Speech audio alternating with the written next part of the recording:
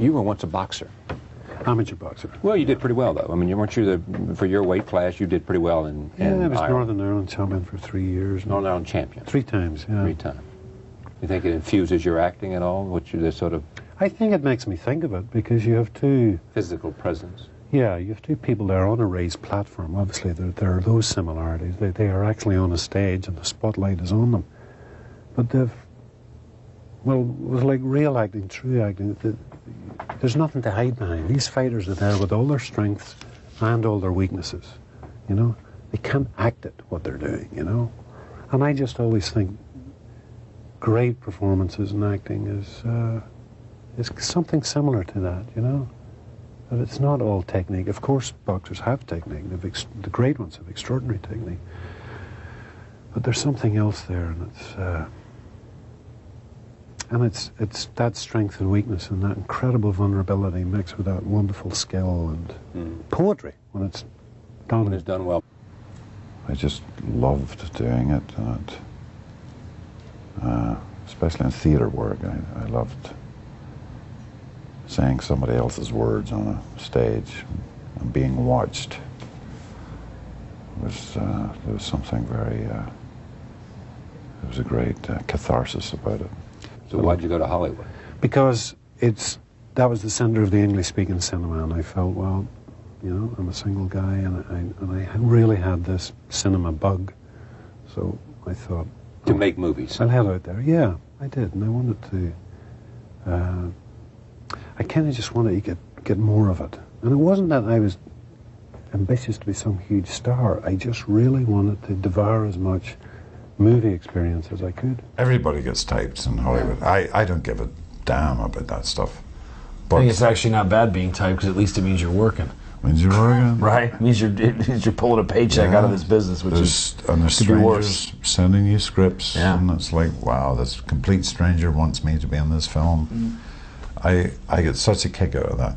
When an actor feels like I can knock that one out of the park, and then they go and knock it out of the park, there's reasons why that are exclusive to him that I didn't need to direct. No, Liam, you know. But I knew, interestingly enough, I've been asked this a lot in the junkets, you know. Okay, when did Joe really direct you? Like, was it this scene? Was it that scene? Was it this? I said, no, I knew his presence was always there, especially in the emotional scenes, and there's quite a few. And I was like, I knew he was there. I just knew he was there. Yeah.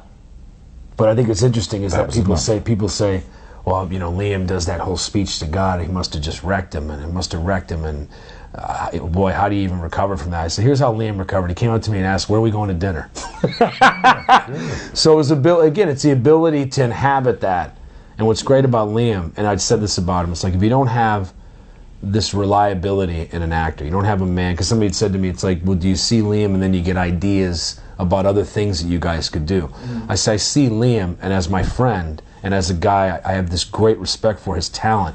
I see a man that I want to work with because I can depend on him, and quality of life to me is a big thing. I don't want to work with assholes, and I don't want to work with people that I have to babysit. Thank you. You know what I mean? I want to work with people that I love and trust, and that we can do great work. You know what I mean? That to me is much more important than.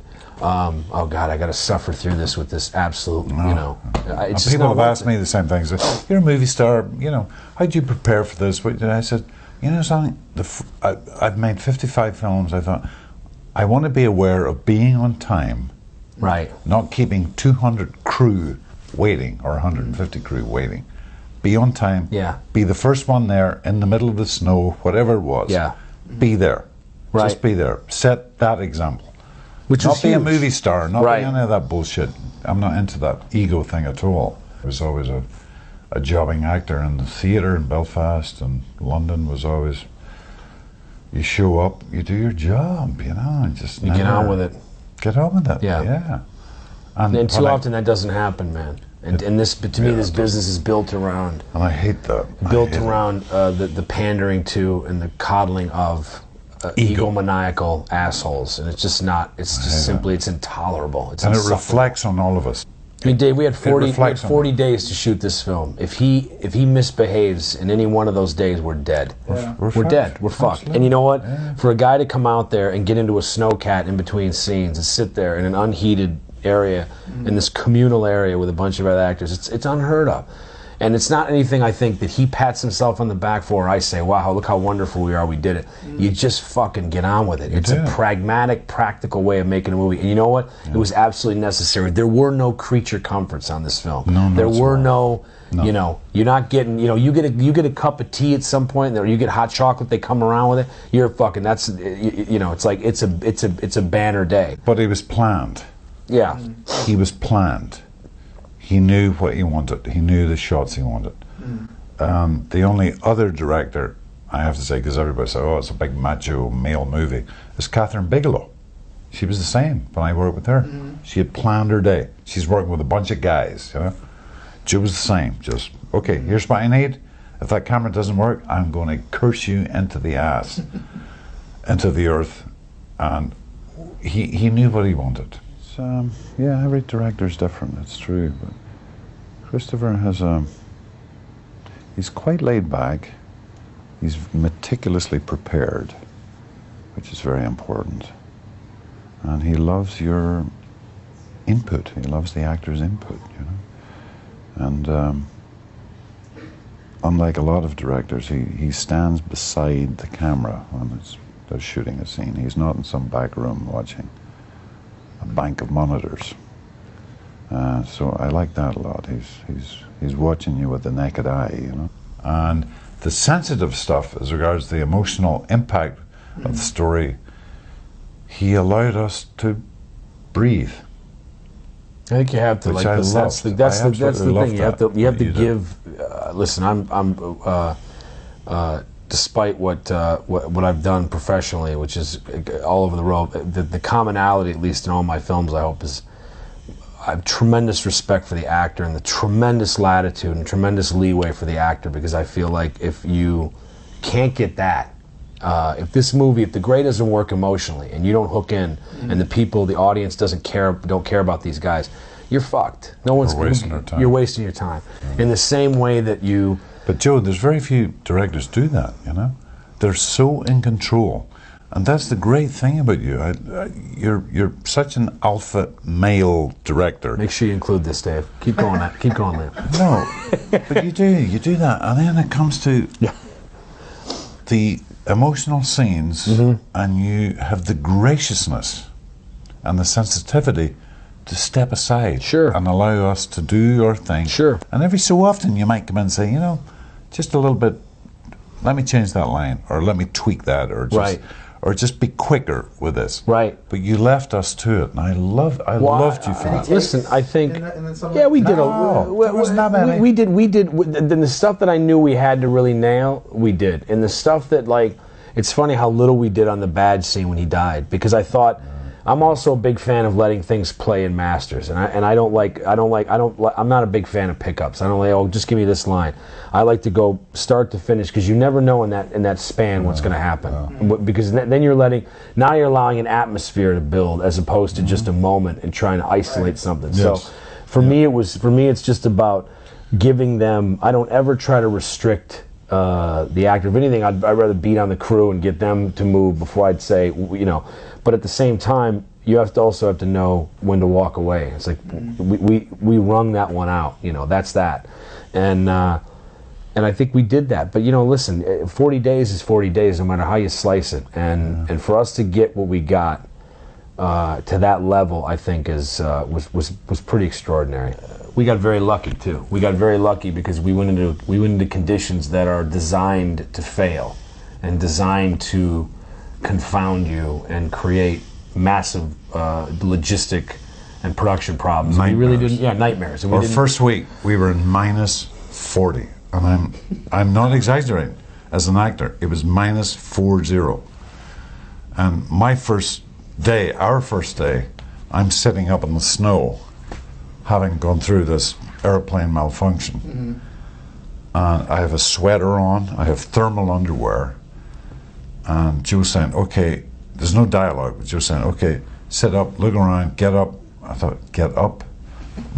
nothing would work. It was like, and I remember thinking, I can't share this with anybody, but we're never going to finish this film. It's going to be physically impossible. It was that cold. And plus, you had 5 hours to shoot. You had 8 hours total because you couldn't go up on the mountain before the sun came up because it just wouldn't allow you to go up there. It was too dark. It got bright immediately. It got dark almost as fast. There was no magic hour so much as there was like a magic 7 minutes before the sun went down. And you had an hour up to get up to set. You had 2 hours to break gear, and you had about 5 hours to shoot, and that was it. And it was. But I think that what was. And there was no CGI too. All the weather you see in the movie is real. all All of it's real. Absolutely Mother Nature. Yeah. But, and again, in a really wonderful way, in a really advantageous way for us. It was a motherfucker to shoot in, but it was also, it works for the movie. So that's the beautiful thing. We all just knew what we were involved in. We knew the emotions we had to hit and reach. I'm talking for the acting fraternity. I knew Joe a little bit from the A-Team. I stress a little bit. But now, livers. but I knew this thing was his baby. I knew it was a sensitive thing. I was getting over a personal crisis in my life that people know about, and it was. I read this and it was like, I have to be involved in this. It has to be a catharsis in some way. But I think it's interesting when you say that, Brad, because what I think of is like people ask me, well, what personal things did people bring to it? And I remember Liam asking me very early on, do you mind if I do this in my voice? I don't want to do it in some flat Midwestern Kansas City accent. I'd love to do it as an Irishman. I thought just the fact that he's doing it in his native tongue, it liberates him in a way that like, you're not worried. Suddenly, you're not mentally monitoring. Oh, wait a minute! I need to sound like I'm from Poughkeepsie or I'm from Peoria. I love Alpha Wolf directors. He's one. He's a throwback to the Hathaways, the John Fords, the Howard Hawks of the 30s, 40s, and 50s, and that's. I love a leader as an actor. I love a leader. I was very aware this was his love child. This was his baby. And we didn't analyze it. We didn't intellectualize it. I could tell from him because I know him a little bit. This is his baby. For me, it's always about the script. It's always material, Charlie. You know. Finding the material. Oh yeah, that's the. You don't see much that you like. Actually, no, not really. You know, if maybe 6 scripts I might read, one might be kind of interesting, and I'm not putting down writers at all because I love writers and I love what they do, and that's. But there's over a period of 2 or 3 years, there just seems to be something has dried up.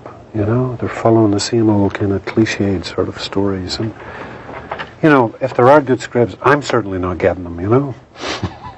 But they're going to Tom Cruise or something. Yeah, I guess so. Yeah, sure, Mel Gibson. Of course, I have got it. That's what's happening. You should be a star. You know, come on. I'm trying to explain this business to you. Liam who? No. You don't get it. No, Gibson. Gibson, you know. Cosner, it's not Rob Roy, it's Braveheart. Braveheart that we want you to remember. That's right. Yeah.